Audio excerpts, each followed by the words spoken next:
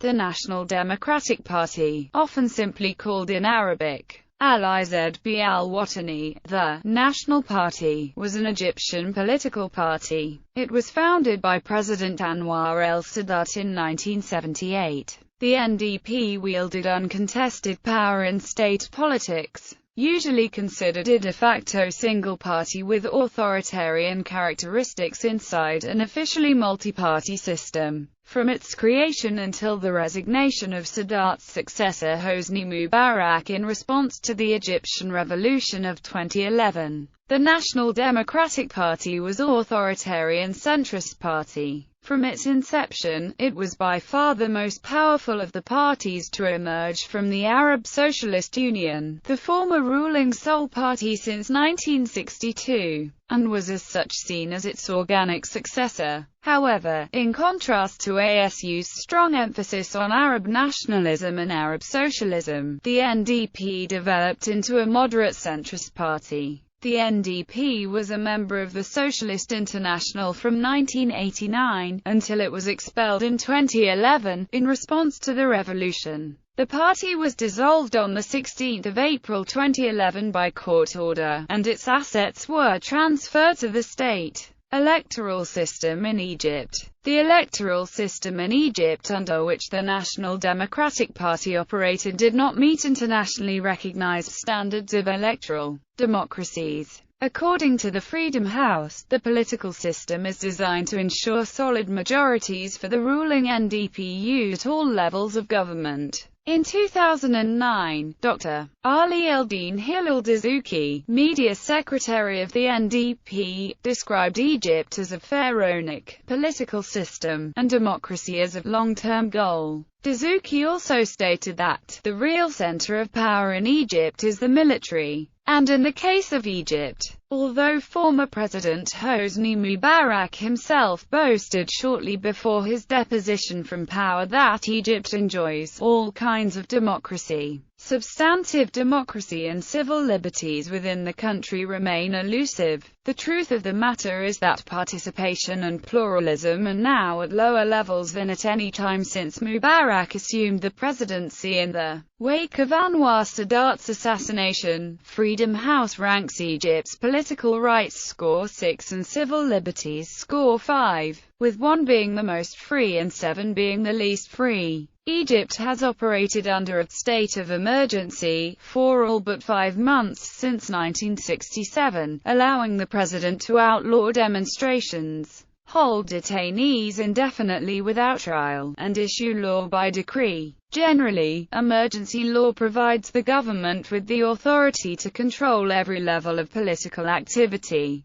including that within the confines of the formally defined political arena. The duration of the law is 3 years, but it is routinely renewed. The trend began when President Gamal Abdel Nasser succeeded in establishing a state of emergency in 1956, following the invasion of Egypt by Britain, France, and Israel, and continued until 1963 on the basis of the continuing threat of an offensive against Egypt. Nasser declared another state of emergency in June 1967 because of the Six-Day War, which lasted through the War of Attrition, the October War, and the later years of Anwar el-Sadat's presidency, which were characterized by significant political, economic, and social upheaval and discontent. In total, the state of emergency declared during the 1967 war lasted for 13 years. After Sadat's assassination on 6 October 1981, his vice president and successor, Hosni Mubarak, declared another state of emergency, which he kept in place for the entire duration of his 3 decades in office.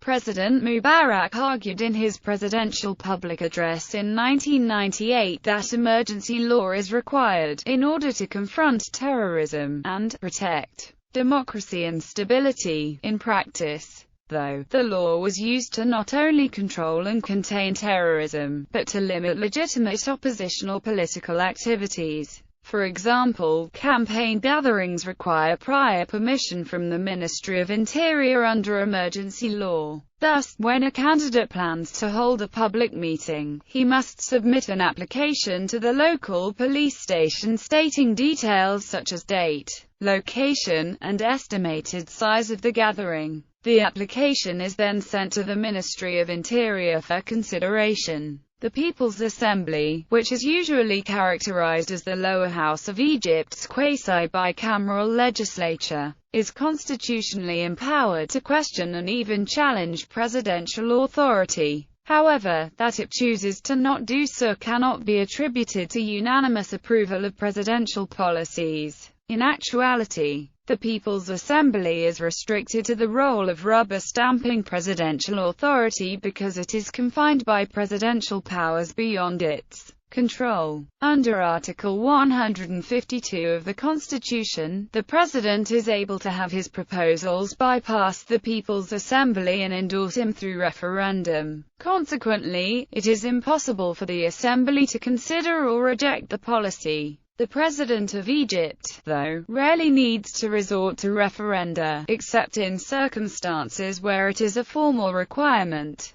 such as initiating constitutional changes. Article 152 is seldom used because there is no reason to do so. The majority of legislation passed through the People's Assembly is initiated by the President, and almost all of the President's proposals are passed by the mandated two-thirds majority with little to no deliberation at all. Academics and analysts observe that talk of democracy and liberal reforms from Egypt's leaders is spurred by a desire to garner internal and external legitimacy. However, these reforms lack the substance needed to open the way for meaningful democratic change. Dr. Augustus Richard Norton of Boston University wrote in 2005 that, certainly, the discovery of a democratic vocabulary does not stem from idealistic conversion, but from pragmatic conclusions about the need to relieve pressure and vent political steam, as well as the shrew recognition that democratization wins favor. The new language of politics in the Middle East talks about participation, cultural authenticity, freedom and even democracy. No doubt, the defining flavor of the 1990s is participation. Elections and apparent multi-party political systems offer authoritarian governments this opportunity for democracy by decree. However, regimes that adopt these systems tend to impose a number of constraining conditions in order to ensure that the arena of political contest remains under their stringent control. The laws regulating the licensing of opposition parties, for example, always demand a public commitment to the existing political order and the substantive acts of the regime. These were the conditions under which the National Democratic Party in Egypt were formed in 1978 until its dissolution on 16 April 2011 by court order.